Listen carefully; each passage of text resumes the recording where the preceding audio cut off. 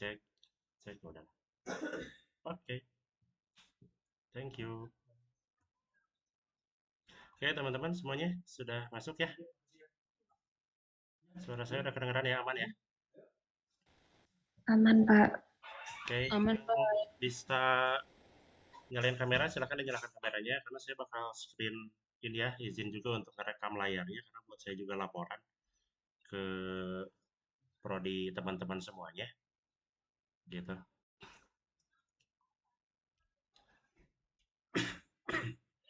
Oke, jadi nanti saya juga melaporkan ke teman-teman semuanya, ke apa, ke prodi sama dekan teman-teman.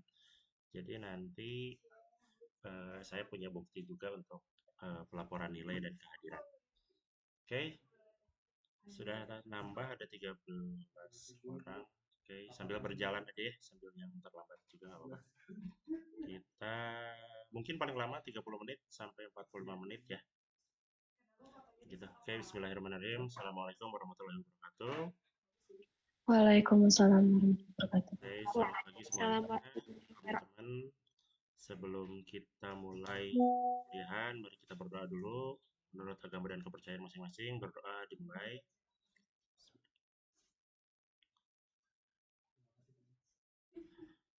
Selesai. Oke, teman-teman. Eh, kita langsung mulai aja biar nggak terlalu lama. Oke, ini kelas design thinking. Beberapa dari teman-teman juga saya sudah dengar alasannya kenapa bisa sampai ikut perkuliahan ini lagi. Jadi nggak masalah, saya juga mencoba memfasilitasi teman-teman semuanya biar kita punya gambaran tentang mata kuliah ini dan kita bisa lancar dalam perkuliahan dan nanti pengerjaan tugas-tugasnya. Oke, langsung aja. Apa itu design thinking? Gitu ya. Kalau misalkan teman-teman bisa lihat di layar di sini, design thinking itu adalah proses berulang di mana kita berusaha memahami pengguna, gitu ya, menantang asumsi dan mendefinisikan kembali masalah dalam upaya mengidentifikasi strategi dan solusi alternatif yang mungkin tidak langsung atau terlihat dengan tingkat awal pemahaman kita, gitu ya. Jadi pada saat yang sama nanti design thinking itu menyediakan pendekatan yang basisnya atau base-nya itu adalah untuk menyelesaikan masalah atau mencari solusi yang terbaik dari masalah yang dihadapi oleh teman-teman semua. Bisa dalam pekerjaan, gitu ya, dalam dalam sebuah perusahaan atau bisnis, gitu. Oke. Jadi design thinking ini berputar di sekitar minat yang mendalam. Jadi intinya teman-teman harus bisa memahami permasalahan atau konsep dari masalah yang dihadapi itu seperti apa. Jadi teman-teman harus paham tentang klien kalian itu seperti apa, masalah yang dihadapinya apa dan bagaimana gitu. Oke, jadi benar-benar nanti akan di sini ada poin itu, mempertanyakan masalah itu seperti apa, mempertanyakan asumsinya itu kayak gimana, dan mempertanyakan keterkaitan gitu ya, keterkaitan antara informasi yang didapat, nanti proses brainstormingnya sampai pencarian ide, sampai nanti eksekusi untuk solusi tersebut itu seperti apa, begitu. Design thinking juga ini sangat bermanfaat untuk mengatasi masalah-masalah yang bisa dibilang nggak jelas atau nggak dikenal, gitu ya. Kalau misalkan kita ngomongin bisnis atau masalah di perusahaan, mungkin saat bekerja gitu ya, saat dalam sebuah tim itu kadang ada satu masalah yang nantinya saat ditanyain gitu ya, definisi masalahnya apa gitu ya. Itu nanti bisa jadi juga sesuatu yang mungkin sulit dijelasin gitu. Atau misalkan bisa dibilang nggak jelas lah gitu. Atau misalkan ada masalah yang belum dikenal atau masalah ini baru gitu ya.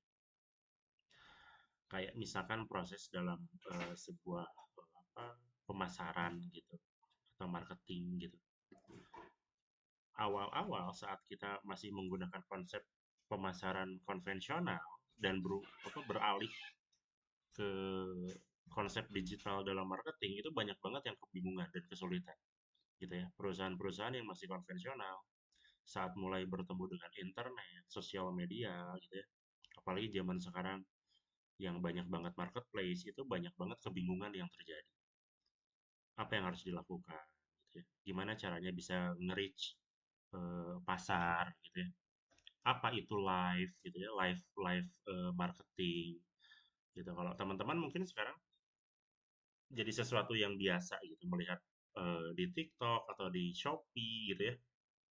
Ada yang live jualan itu mungkin sesuatu yang biasa karena teman-teman hidup di zaman ini sudah terbiasa dengan sosial media. Tapi banyak banget perusahaan-perusahaan sebelumnya yang eh, mencoba atau kebingungan gimana caranya bisa live jualan gitu. Atau misalkan dengan konsep affiliate gitu. Sekarang kan semua orang bisa jualan, bisa dapat komisi gitu. Teman-teman nggak harus punya produknya tapi ikut memasarkan. Di TikTok kalian atau di Instagram kalian gitu ya. Yang suka ada cek keranjang kuningnya gitu. Teman-teman beli satu produk, kalian review, nanti kalau misalkan udah oke, ada yang tertarik, silahkan cek keranjang kuningnya, beli, nanti kalian dapat persentase keuntungan. Itu hal-hal yang baru gitu untuk perusahaan-perusahaan yang lama gitu ya, untuk generasi-generasi sebelumnya itu sesuatu yang baru dan luar biasa. Sekarang orang lain tidak harus menjadi bagian dari perusahaan tersebut untuk memasarkan produk gitu. Teman-teman mau memasarkan satu produk A gitu, nggak teman-teman nggak harus jadi marketing perusahaan tersebut gitu ya. Teman-teman bisa ngambil barang dari manapun, kalian review, kalian bikin videonya, itu bisa bisa jadi gitu. Itu banyak perubahan-perubahan itu. Nah, itu adalah salah satu konsep dari design thinking. Gimana caranya menyelesaikan masalah-masalah yang ada di market gitu ya, ada di pasar gitu. Nah, proses itu terjadi gitu ya. Gitu. Nah, di sini kita kaitkan dengan design thinking ini adalah yang tadi awal ada keterkaitan gitu. Ada yang harus dilakukan yaitu reframing gitu ya. Reframing masalah yang dihadapi oleh kalian atau reframing masalah yang dihadapi oleh perusahaan, oleh klien gitu. Pusatnya balik lagi ke manusianya gitu. Maksudnya berpusat kepada manusia itu apa? Nah, dalam konsep pemasaran, dalam konsep manajemen, atau misalkan teman-teman di sini ada tiga jurusan ya, ada akuntansi, ada manajemen, ada ilmu komunikasi. Itu semuanya sama, gitu ya. Berpusatnya kepada siapa? Kepada manusianya. Berpusat kepada manusianya itu ada dibagi lagi menjadi dua, yang memiliki masalah atau kliennya, lalu kalian sebagai konsultannya, gitu ya, sebagai orang yang membantu untuk menyelesaikan masalah, itu harus sinergi dulu. Gitu, harus sinergi dulu. Kenapa harus dianggap sinergi? Agar ada kecocokan atau ada validitas gitu antara masalah dan yang akan menyelesaikan masalah. Nanti targetnya adalah menjadi bagian ketiga, gitu ya. Konsumennya atau hasil dari brainstormingnya atau jawabannya itu adalah goals-nya, gitu. Makanya sudah ada reframing, nanti pusatnya pada manusia, kalian sebagai konsultannya, klien sebagai orang yang ingin dibantu, lalu nanti kalian akan melakukan yang namanya brainstorming atau gimana caranya memikirkan ide-ide yang harus dilakukan gitu.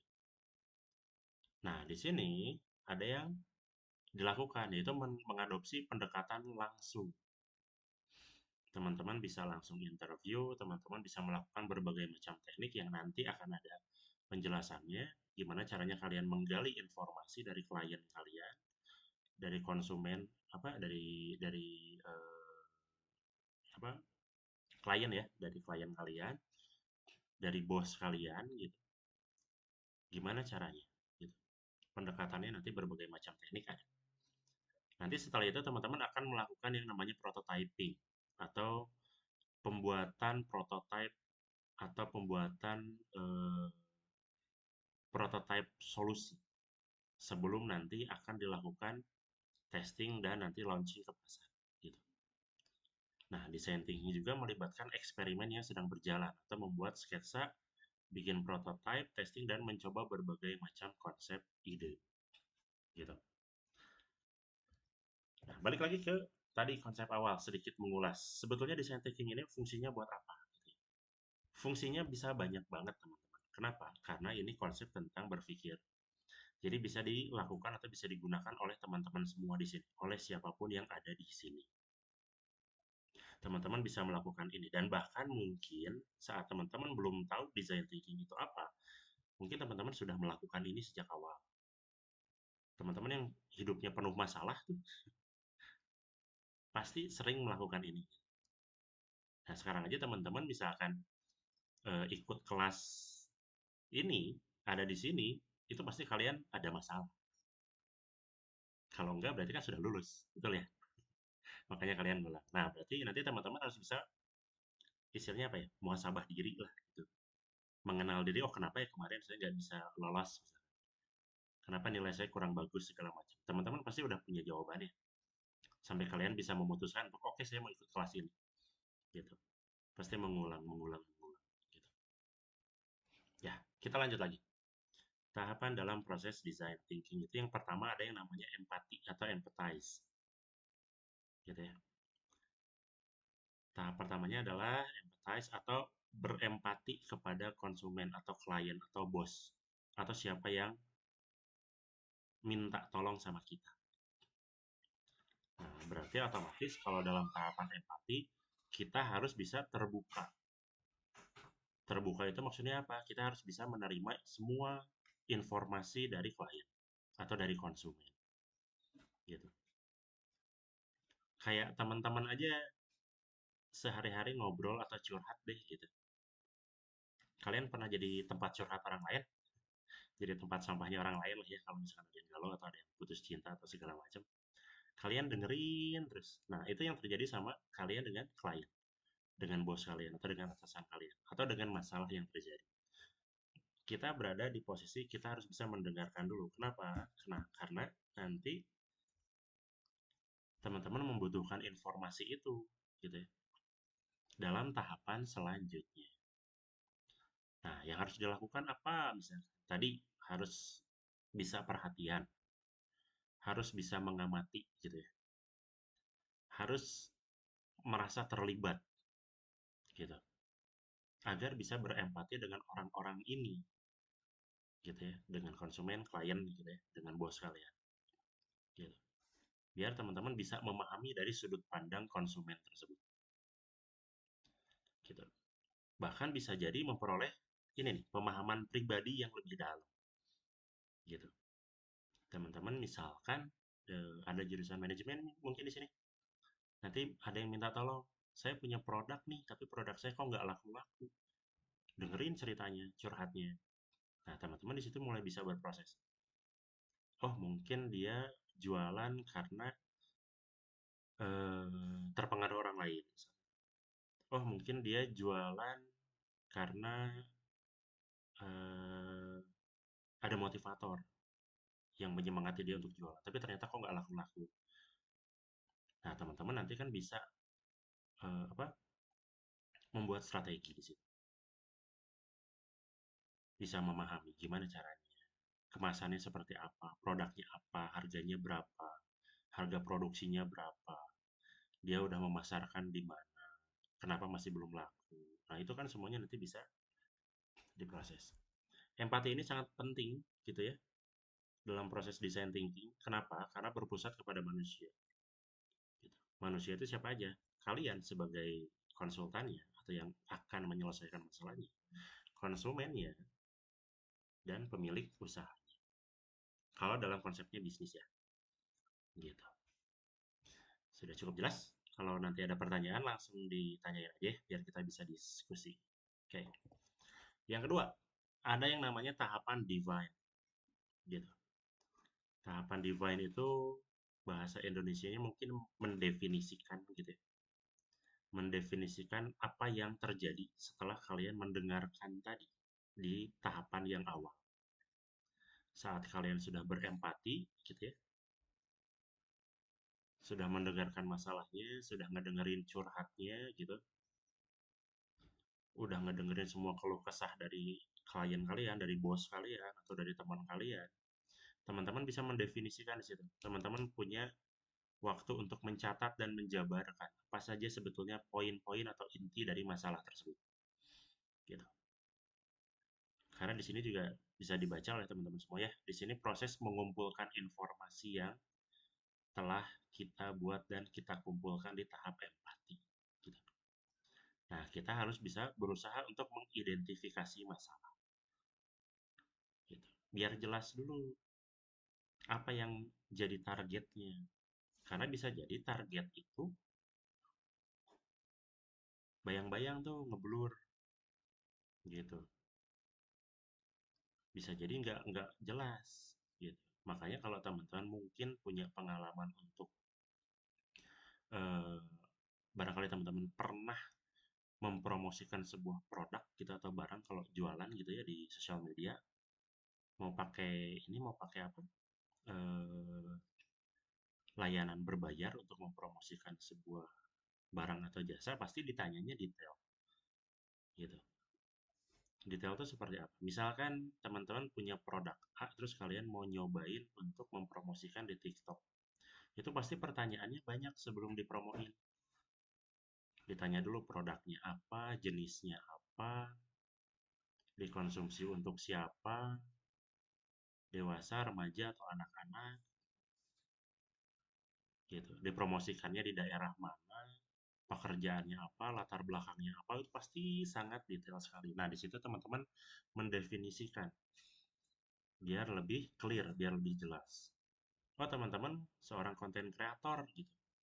Teman-teman pasti punya definisi dari konten kalian kan, gitu. Oh, komedinya untuk siapa gitu. Komedi yang bagaimana gitu. Oh, macam-macam banyak. Di sini sebagai ilustrasinya adalah mengidentifikasi masalah sebagai keinginan atau kebutuhan perusahaan. Kalau teman-teman berada di posisi seorang pekerja atau konsultan tersebut, kita perlu meningkatkan pangsa pasar, misalkan di sini contohnya. Kita harus naikin pangsa pasar kita, gitu. Harus meningkatin pangsa pasarnya untuk remaja, misalkan perempuan di sini harus naik 5%. Nah, berarti kan udah mulai detail tuh penjelasannya. Oh, berarti teman-teman sudah bisa sedikit menyimpulkan. Kalau contoh ilustrasi di sini ya, di screen kalian di layar. Oh, berarti produknya adalah produk yang dikhususkan untuk perempuan, untuk remaja, dan ini sebuah produk. Teman-teman mungkin bisa menduga-duga gitu. Oh, remaja, perempuan harus naik 5% keuntungannya. Bisa jadi ini make up, bisa jadi ini pakaian, bisa jadi baju, celana, sepatu, atau macam-macam gitu. Nah, berarti kan semakin mengkerucut datanya gitu. Jadi jauh lebih detail. Oh, di sini ada lagi nih. Mendefinisikan masalah adalah jadilah istilah di sini. Bentar, ada yang baru masuk. Oke. Gadis remaja perlu makan makanan bergizi agar dapat berkembang menjadi sehat dan teguh. Oh, berarti ini produk makanan misalkan. Bajunya tadi hilangin, pakaiannya hilangin, kerudung hilangin, segala macam. Oh, berarti ini produk makanan untuk perempuan. Oh, tujuannya apa? Biar nggak gemuk misalkan. Atau makanan yang penuh serat misalkan. Biar bisa ngejar body goals misalkan. Makanan diet misalkan segala macam. Berarti kan kalian harus tahu sedetail itu. Gitu ya. Tahap define juga akan membantu para desainer. Desainer itu maksudnya adalah kalian ya di sini. Karena kalian mendesain sebuah strategi gitu. Jadi bukan berarti istilah desainer di sini desainer yang suka bikin gambar, ilustrasi gitu ya. Bukan hanya itu. Karena desainer itu secara definisi menjelaskan tentang seseorang yang bisa membuat sebuah desain atau rancangan untuk menyelesaikan masalah. Gitu. Nah, paling tidak itu ya memungkinkan itu pengguna untuk menyelesaikan masalahnya sendiri atau masalah yang memiliki tingkat minimal. Oke, dilanjut lagi. Ada pertanyaan? Belum? Belum. Oke, lanjut lagi ya.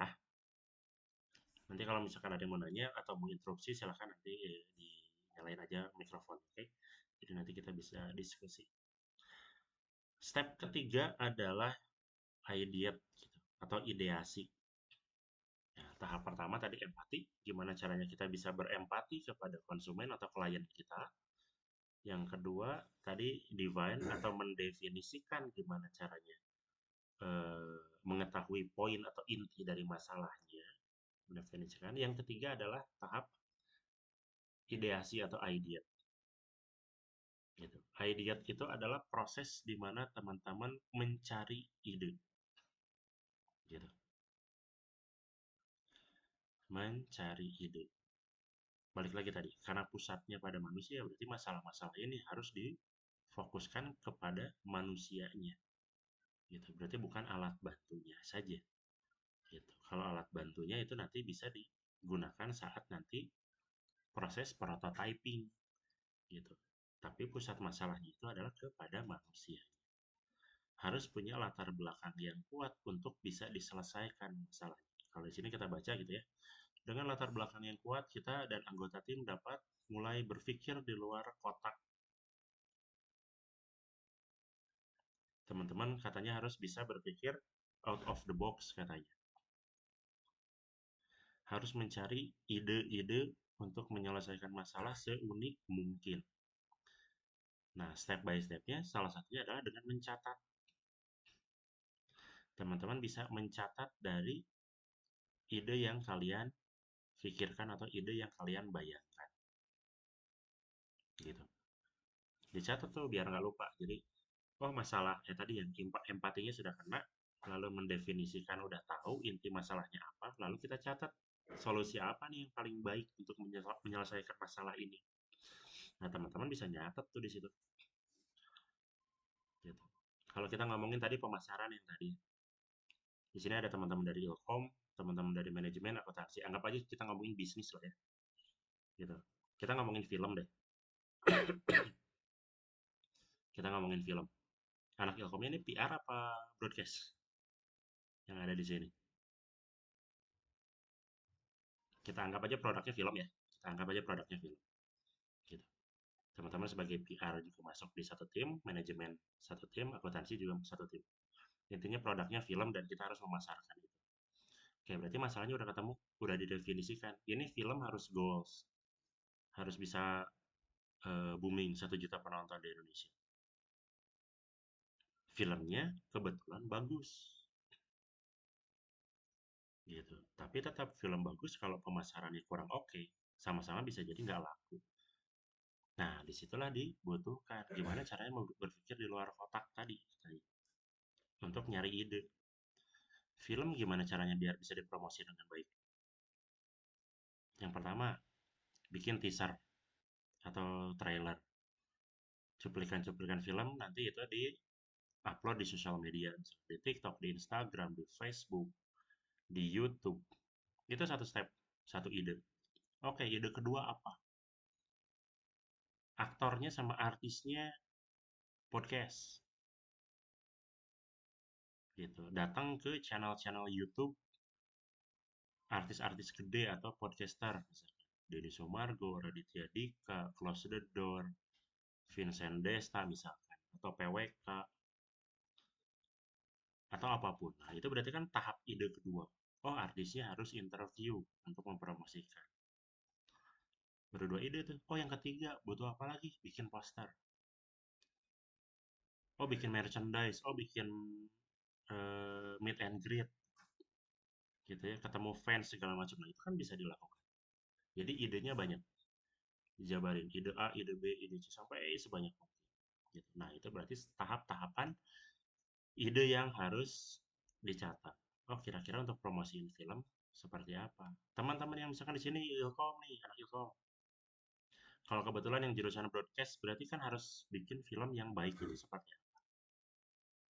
Dengan segala macam keilmuan yang kalian tahu. Oh, Ilkomnya di sini PR nih, public relation. Nah, berarti sesuai keilmuan kalian. Gimana caranya? Dari keilmuan public relation ini bisa membantu menyebarkan atau mempromosikan film. Oh, yang dari jurusan manajemen, gimana caranya memanage misalkan promosi gitu. Marketing manajemennya seperti apa gitu. Misal. Oh, yang dari akuntansi, akunting, kalau misalkan ngomongin keuangan segala macam gimana budgetingnya? Promosi butuh budget berapa? Angkanya berapa? Budgeting untuk iklan berapa? Untuk bikin podcast berapa? Untuk bikin merchandise berapa? Nah, jadi semua perhitungannya Ada. Nah, dalam tahap ideasi ini atau ideat ini, ada ratusan teknik seperti yang teman-teman baca gitu ya, tadi saya sebutin. Ada brainstorm, ada brainwrite, ada worst possible idea, dan ada scramper. Ini poin-poin yang atau teknik-teknik yang bisa dilakukan. Nanti ada penjelasan juga. Nah, teman-teman bisa menggunakan ini atau tools-nya atau alat yang digunakan untuk mendefinisikan atau mencari strategi yang terbaik untuk promoting tersebut, untuk mencari solusi yang terbaik.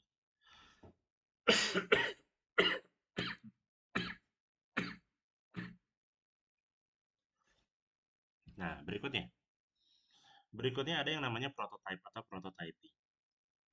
Dari semua ide yang kalian punya, gitu ya, dari ide yang kalian punya itu nanti akan dicoba atau dibuat prototipenya seperti apa. Tesnya dulu. Jadi mensimulasikan. Kalau produknya yang tadi, kita masih ngomongin produk yang tadi ya, film misalnya. Nah, nanti kan dari bagian akunting atau keuangan, dari bagian manajemen akan memutuskan, oke, budget kita terbatas, promosi apa yang terbaik yang akan kita lakukan dengan budget yang ada misalnya. Apakah harus bikin poster?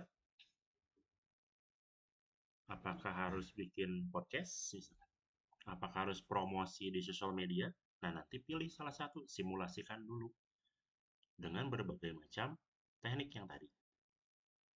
Oke, kalau misalkan kita bikin poster, posternya seperti apa? Menarik nggak posternya? Gitu. Jangan sampai kayak film yang pernah ada di bioskop misalkan. Oh, udah bikin posternya ternyata jelek, yang nonton dikit misalkan. Oh, atau misalkan bikin podcast, kan dulu pernah ada satu film yang niatnya itu dipromosikan, tapi ternyata artisnya atau aktornya itu ngomongnya nggak nyambung misalkan, malah nantangin netizen misalkan begitu. Filmnya bagus, tapi ya saya berperan di sini jadi karakter saya aja, padahal karakter tersebut di filmnya atau di komiknya itu sangat bagus, tapi diperankannya jelek. Nah, itu juga menghancurkan strategi pemasaran yang tadi.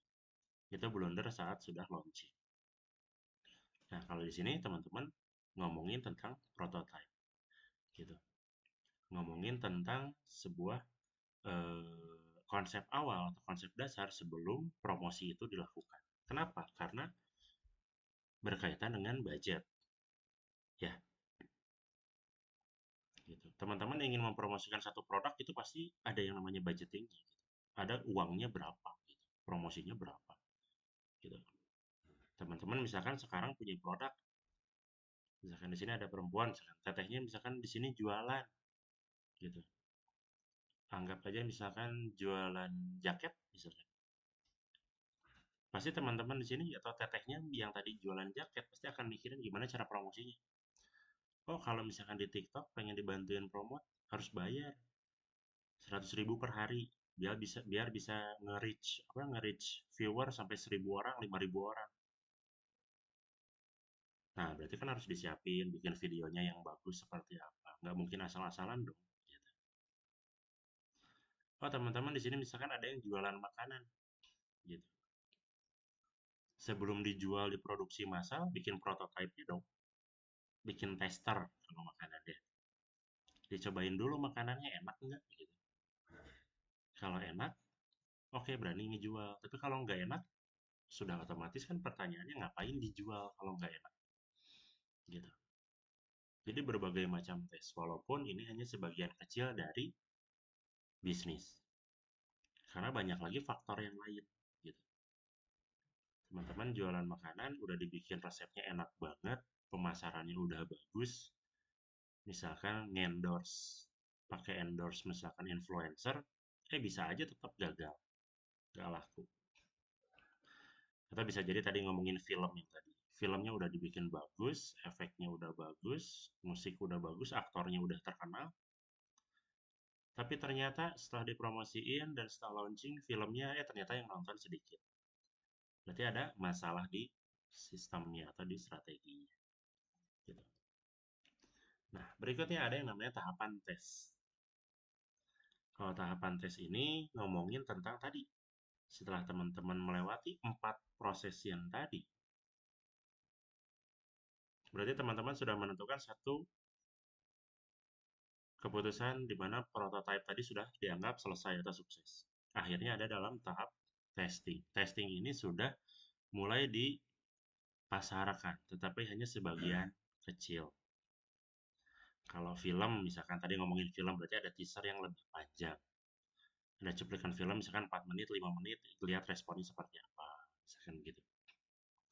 Kalau masakan atau makanan tadi, bisnis makanan mungkin sudah jadi, mulai dicobain ke orang-orang terdekat atau misalkan ke masyarakat. Mungkin teman-teman kalau jalan-jalan ke mall pernah ada yang nawarin makanan untuk nyobain misalkan. Atau minuman, Kak dicoba dulu ada produk baru, minuman dari merek A, dicobain dulu, terus dikasih cup yang kecil-kecil gitu ya, gelas yang kecil-kecil, dicobain dulu, nanti gimana rasanya. Nah, itu tahapan testing. Gitu.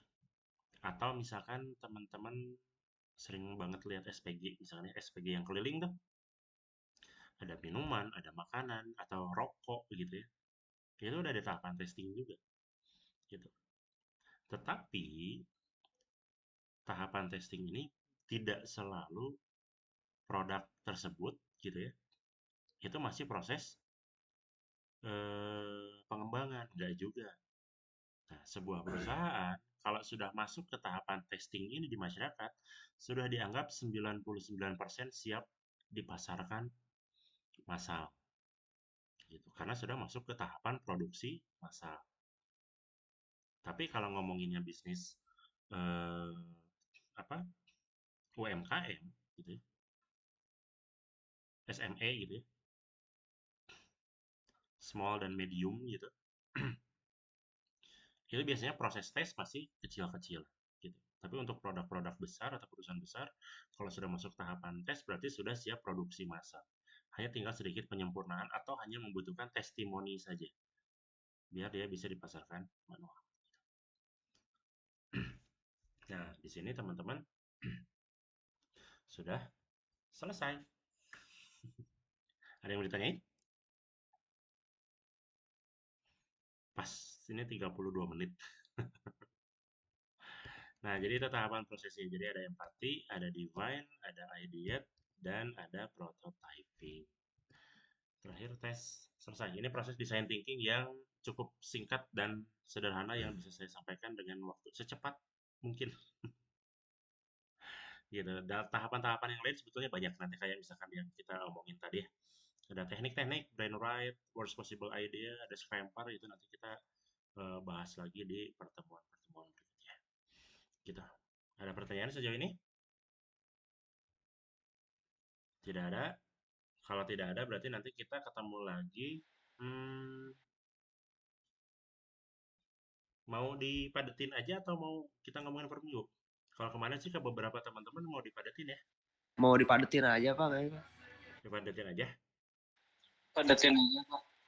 Oh ya sudah kalau kayak gitu berarti nanti kamu lanjut sekarang aja apa mau besok lagi? Besok lagi juga boleh, Pak. Besok lagi. Atau gimana teman-teman? Boleh Pak, besok lagi Boleh aja besok Pak. juga Pak. Oh ya udah tuh. Kalau besok lagi berarti kita ketemu sampai jam 10 lagi ya, jam 10 aja. Oke Pak, siap Pak. Baik, Baik Pak. Ya Pak, Bapak, Share di grup. Oh ya, kenapa? Bapak kebetulan saya besok ada SP juga jam 10. Gimana ya Pak? Oh gitu. Ya. Oh mata kuliah apa? Mata kuliah pengantar akuntansi. Oh akuntansi. Oke. Sampai jam berapa? Saya kurang tahu soalnya belum masuk sama sekali sih Pak. Oh baru awal ya? Ya. Oh ya udah kalau gitu. Paling nanti saya informasikan lagi di grup aja biar kita nanti diskusi di grup. Oh ya Pak. Besok kalau mau besok nanti paling kita ngatur jamnya aja. Ya Pak. Mungkin